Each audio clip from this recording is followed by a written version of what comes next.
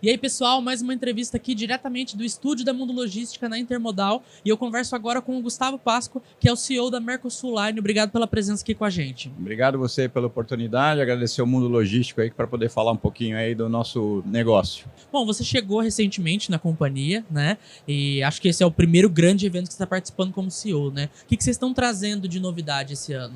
Olha, a novidade é o que não falta esse ano aqui, tanto na Mercosul quanto no grupo CMA-CGM, né? A gente, como todos sabem aí, a gente passou por um processo aí, está passando por um processo de ampliação. A Mercosul está trazendo novas embarcações aqui para colocar na cabotagem aqui. Para quem não sabe, cabotagem é aquela navegação aqui na costa do brasileiro. Está trazendo mais 2 navios aí de 3.500 teus, todos eles bandeira brasileira e com tripulação brasileira. Além disso, nós estamos ampliando o nosso serviço com um novo serviço chamado Puma, que é um serviço que vai atender o River Plate, que é a Argentina, Uruguai, vindo até Itajaí e subindo até Santos, para aumentar esse fluxo também de transações entre Brasil e Argentina. Então a gente está vindo com força aí, vindo para ampliar e vindo para auxiliar aí na economia brasileira. A gente está falando muito, né, de cabotagem, inclusive outras entrevistas que eu fiz ao longo da feira, a gente bateu muito nessa tecla de como é uma operação que está crescendo e que as pessoas parecem estão olhando agora de jeito diferente. Você enxerga dessa forma, de que está tendo uma atenção maior? Olha, a cabotagem, se você fizer uma análise dos últimos 15 anos, ela cresce aí 2 dígitos todo ano na média, né? Ela cresce entre 9% a 11% aí todo ano nos últimos 15 anos. No entanto, a participação dentro da matriz de transporte brasileira, ela é muito pequena ainda. A gente tem uma matriz de transporte focada no caminhão, por escolha, né? A gente escolheu essa matriz. No entanto, se você pegar países que têm uma costa tão extensa quanto o Brasil, como Estados Unidos, Nova Zelândia, Japão, China, a matriz de transporte, a cabotagem tem uma participação de quase 50%. Na China é mais de 50%.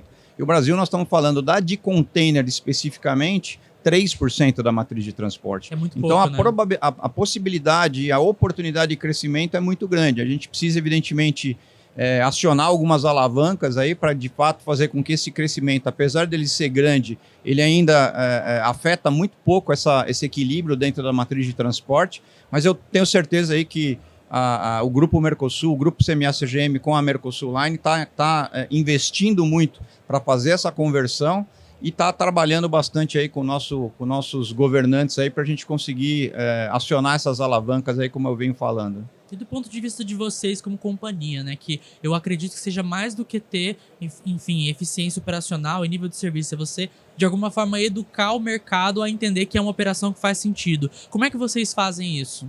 Olha, a gente tem que olhar a cabotagem para fazer com que ela de fato cresça de uma maneira mais estratégica, né? A cabotagem hoje ela pode ocupar um espaço por vocação que hoje está sendo ocupado pelo caminhão nas longas distâncias. No entanto, não é que é um ou outro, né? O caminhão ele sempre vai ser necessário, mas cada um na sua vocação. O caminhão tem que fazer pequenas distâncias, né? E você tem um impacto, quando eu falo de olhar de maneira estratégica, você tem que olhar a capacidade instalada, ou seja, se você tem espaço, como eu disse, trazendo novas embarcações para acomodar os contêineres e fazer o transporte. O segundo tripé é você olhar para a questão do planejamento, que tem uma questão cultural do transporte do caminhão. É muito mais fácil você fazer de caminhão do que você fazer um planejamento de buscar o container vazio, encher o container, depois trazer ele, cumprir o deadline do navio, etc. E tem um terceiro elemento que é o que a gente chama de reliability, né? Que é a frequência do seu navio ser de fato como parar em estação de trem, né? O horário é às 5, é às 5 que nós vamos sair, é às 6 que nós vamos sair, nós saímos às 6. Essa confiabilidade no serviço é muito importante para você poder fazer essa conversão também. Então, esses 3 elementos é o que a gente vem trabalhando bastante forte. Isso não é só na questão das embarcações, não é só na questão da excelência do nosso serviço, mas tem muito a ver também com a capacidade da infraestrutura portuária, né? Então, o nosso grupo está aí finalizando um investimento grande no terminal de Santos, que é o Santos Brasil, onde vai ajudar muito a gente aí nessa questão de produtividade, de agilizar a questão da frequência e da garantia dessa frequência, mas nós temos aí um Brasil continental, né? Nós temos vários outros terminais que hoje já enfrentam problemas gravíssimos de congestionamento e a gente tem que trabalhar com isso para conseguir trazer essa confiabilidade na navegação de cabotagem. E um último elemento que eu acho importante nessa visão estratégica é que você tem um impacto social muito grande na cabotagem, né? Além da questão da sustentabilidade, né? Porque a cabotagem, ela por si só, ela emite 5,3 menos poluentes do que o caminhão, comparativamente. Então, você tirar a carga da estrada ou do caminhão em longas distâncias e trazer para a navegação, você já tem aí um processo muito avançado de transição energética e de descarbonização da nossa economia. Ajuda demais. E o elemento que eu costumo dizer que é social, que é o caminhoneiro, né? Você imagina a vida de um caminhoneiro que ele tem que cumprir viagens aí de 30, 40, 50, ficar 2, 3 meses fora de casa fazendo distâncias continentais. É muito melhor ele fazer 10, 15, 20 viagens pequenas e aí no final do dia ele termina o dia com a família dele, ele consegue ter uma vida um pouco mais regular do que fazendo essas longas viagens, ganhando basicamente a mesma coisa, se não até mais. Então esse efeito social é muito importante para a gente entender que a cabotagem ela tem uma amplitude de multimodalidade que impacta nesses pilares que eu falei, né, de matriz de transporte, de sustentabilidade e de social. E não é o caminhão contra a cabotagem, muito pelo contrário, é cada um na sua vocação. A cabotagem não funciona sem o caminhão e o caminhão também não funciona sem a cabotagem. Então é uma relação simbiótica aí que eu acho que é saudável no ponto de vista aí da questão social também. Para que nenhum desses modais colapsem, né? Que Exato. É o que pode acontecer quando você tem uma sobrecarga em um deles. É isso, e a gente vive, de fato, hoje no limite de todos os modais, né? No caminhão, na infraestrutura rodoviária, na infraestrutura portuária, na questão da navegação. E aí eu acho que a navegação ela tem uma oportunidade que é participação ainda muito pequena, volumes aí relativos pequenos que podem crescer e podem contribuir com o Brasil aí em vários aspectos, né? Sustentabilidade, desobstruir as rodovias, melhorar a vida dos caminhoneiros e assim vai. Se a gente for pensar para os próximos anos, né? A gente está falando de um setor que está se expandindo, que existem muitos desafios, né? Essa questão de multimodalidade que você falou, pontuou muito bem, inclusive. Se a gente for pensar para o futuro, o que é a pauta prioritária para a cabotagem?